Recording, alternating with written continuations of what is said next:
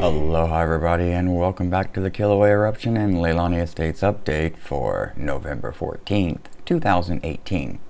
As most of you already know, there was no update last week, and that was simply because there was nothing really to update. It was pretty much the same report as the previous week before it. However, this week we do have a little bit of a difference. So we'll get right to it and talk about basically what the information means after, of course, the USGS report.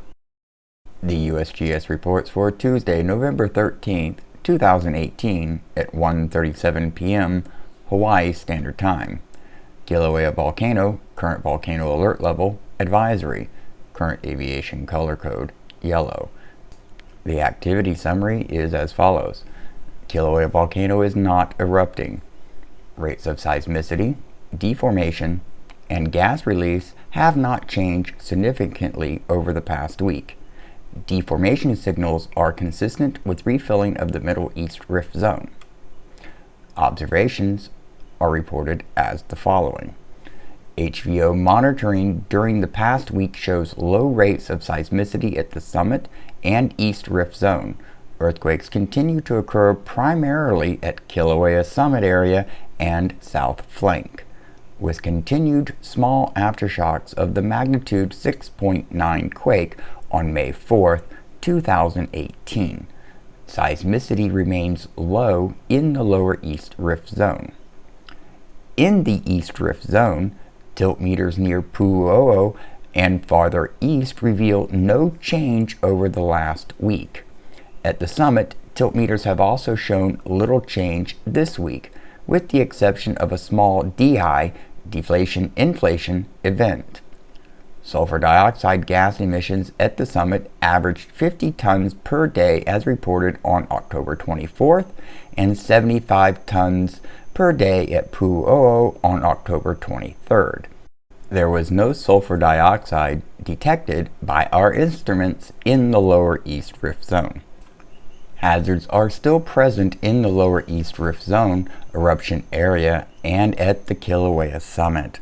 Residents and visitors near recently active fissures and lava flows should stay informed, heed Hawaii County Civil Defense and National Park warnings, and be prepared, if necessary, to self-evacuate in the unlikely event of renewed activity. Please note, the Hawaii County maintains a closure of the entire flow field and the vents and prohibits access to the area unless authorized through civil defense. The Hawaii Volcano Observatory continues to closely monitor Kilauea's seismicity, deformation, and gas emissions for any sign of reactivation and maintains visual surveillance of the summit and the East Rift Zone. HVO will continue to issue a weekly update every Tuesday and additional messages as warranted by changing activity. And that will do it for the USGS report. Now, before we go and start talking about some of this stuff, what we're going to do, of course, is take a look at the earthquake maps over the last 7 days, and let's see how that compares to the report. Okay, what we're looking at here is the USGS earthquake map for 7 days, all magnitudes, and as you can see, the majority of earthquakes are clustered up around the caldera in Volcanoes National Park and down the Middle East Rift Zone area leading up to Pu'u'o, which is pretty much right there in the middle of the screen, that discolored white area that's the Pu'u'o flows.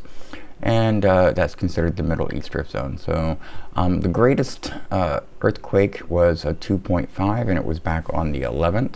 And as we can see by this pattern, there's really no significant activity quake-wise on the island. Okay, now let's talk about the USGS report. Pretty much standard from the last ones, with the exception that they state that in the East Rift Zone, tilt meters near Pu'u'o and farther east reveal no change over the last week. Now, what we had been seeing over a period of weeks was a small inflation occurring in the Middle East Rift Zone, which was which indicated that magma was moving into the area. With what they're saying now, a few weeks later, is that there's that the meters reveal no change over the last week. Now, what I don't understand myself is whether they're referring to that there has been no change in the inflation pattern, or there's been no inflation over the last week, with, of course, the only exception of the deflation-inflation event, which was actually at the summit area. So I'm not quite sure what to make of that myself, but from what I'm seeing in the earthquakes, and of course based on the data, I think that, and of course this is just my opinion as usual, I think that what may be happening is what we're seeing is not necessarily new magma from the source being injected into the system, but probably more just existing magma that was already in the reservoir kind of shifting around a little bit. However, in the next paragraph, they state that sulfur dioxide gas emissions at the summit were averaging about 50 tons per day as reported on the 24th of October, and 75 tons per day at Pu'u'o on the 23rd of October. And of course, there was no measurable sulfur dioxide in the lower East Rift Zone. That's the fissure system 8 and all those wonderful ones. So if I remember correctly from previous reports, that would say that gas emissions are actually up a little bit based on previous measurements, but still very low. I mean, very, very low in comparison to what the status quo was prior to the eruption, actually. The entire island has really been enjoying some very wonderful air quality since this particular eruptive event has come to its lull or pause, or even in this particular case, I think it's 6 months that the USGS waits to call it an end. I really don't know. Don't quote me on that. I haven't really looked it up, and that's something I need to do. So anyways, that's pretty much my thoughts on this report. So nothing of any significance or anything to be concerned with, but of course we need to stay vigilant, stay on watch, keep looking at everything every day, because as we all know, Kilauea is an active volcano, and the potential for it to have another eruption is, well, always there. And it will be for a long time. So it's not always a question of if, it is usually just a question of when. So with that said, that's that. And now for some Leilani Estates information update. Our Hawaii County Council is going to be presented with a resolution sponsored by Eileen O'Hare, our current representative, next week. I believe it's on the 19th of November. And basically what this resolution is a resolution that, if approved and passed by the council, would give the mayor of Hawaii the ability to close Leilani Avenue to the general public, basically give him authority to do so. And also to make a deal with the Leilani Estates Homeowners Association in order to close and barricade off that road for only residents, simply now because the road basically is no longer a through road. It's basically just a public road that dead ends into the middle of a subdivision. There's no public property. The only public property in Leilani Estates before the eruption was Leilani Avenue. Everything else is privately owned and maintained.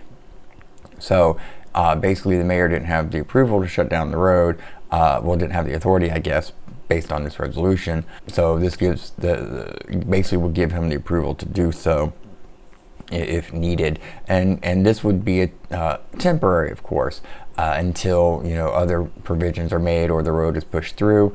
So there's some language in the report, or excuse me, in the resolution, dealing with that as well.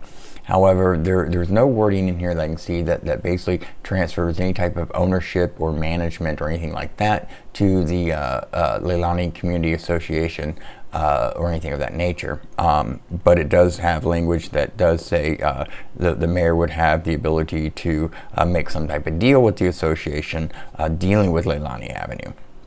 So I guess that just is maybe opening the door to that. I don't know, but so there's still speculation. We don't know what we're going to do with the neighborhood. You know, division. Some people say we need a gate. Some people say we don't. Some people say that there's not going to be a bunch of tourists flocking in. Some people say there's going to be hordes. The reality is when it comes to tourism or anything of that nature, no one really quite knows what to expect. But I guess it is wise and logical to prepare for something of that nature and take, steps to mitigate what that type of influx of people, would do to the environment in the area. And again, this is a private residential area, so there.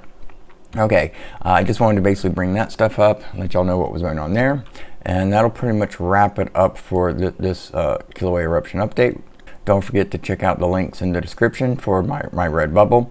I have took the smugmug.com account down simply because wasn't doing so good sales wise, and I wasn't able to maintain it and add new stuff, and that's not fair either. But I did keep the Redbubble, so it is there, and there will be some new graphics coming. Actually, I am brainstorming a new Mongoose t-shirt, so hopefully that'll be available soon. And no, it's not the 3D Mongoose that I spoke about in one of the live streams, a few days ago. That one actually is another live stream I'll address, but I may have bitten off a little bit more than I could chew. It's just going to take a little bit longer. Learning curve, it's one of those things. So anyways, guys, I appreciate you watching. Thank you. You have a amazing morning, afternoon, or evening.